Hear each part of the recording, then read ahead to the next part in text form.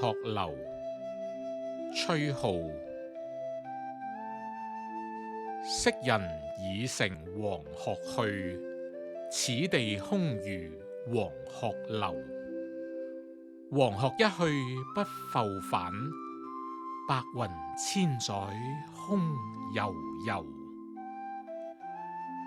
晴川歷歷漢陽樹，芳草萋萋鸚鵡洲。日暮鄉關何處是？煙波江上使人愁。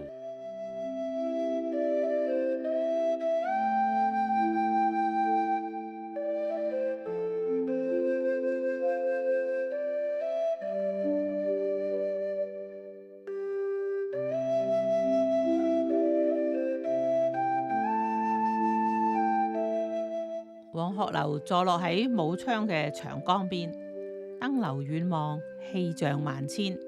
唐代詩人崔顥寫嘅《黃鶴樓》就最有代表性啦。昔人已乘黃鶴去，此地空餘黃鶴樓。黃鶴一去不復返，呢三句用咗古代嘅傳說，先人乘黃鶴而去嘅情況。白雲千載空悠悠，就用電影空鏡嘅手法描寫白雲悠悠飄喺天上，千年如一日。跟住兩句係非常之精彩嘅寫景，歷歷同萋萋兩個疊詞，具體咁樣描寫樹同埋草嘅狀態。漢陽同埋鸚鵡洲都係地名，兩句對得相當工整，而且有節奏感。日暮鄉關何處是？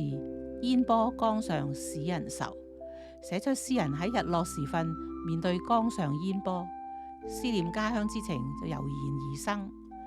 正因為崔顥將情景交融寫到極致，傳說詩人李白都話：眼前有景道不得，崔顥題詩在上頭，所以佢都冇為黃鶴樓寫詩啦。聽完詩詞共賞，請各位記得俾 like、share 同埋訂閱，係免費噶，只要撳埋個鐘仔，有新片就會第一時間收到通知。而家請再聽阿臻文朗讀一次啦。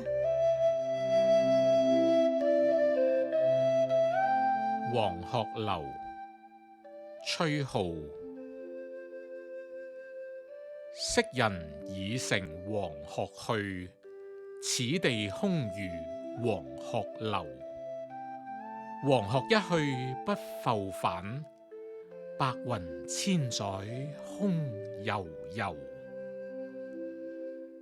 晴川歷歷漢陽樹，芳草萋萋鸚鵡洲。日暮鄉關何處是？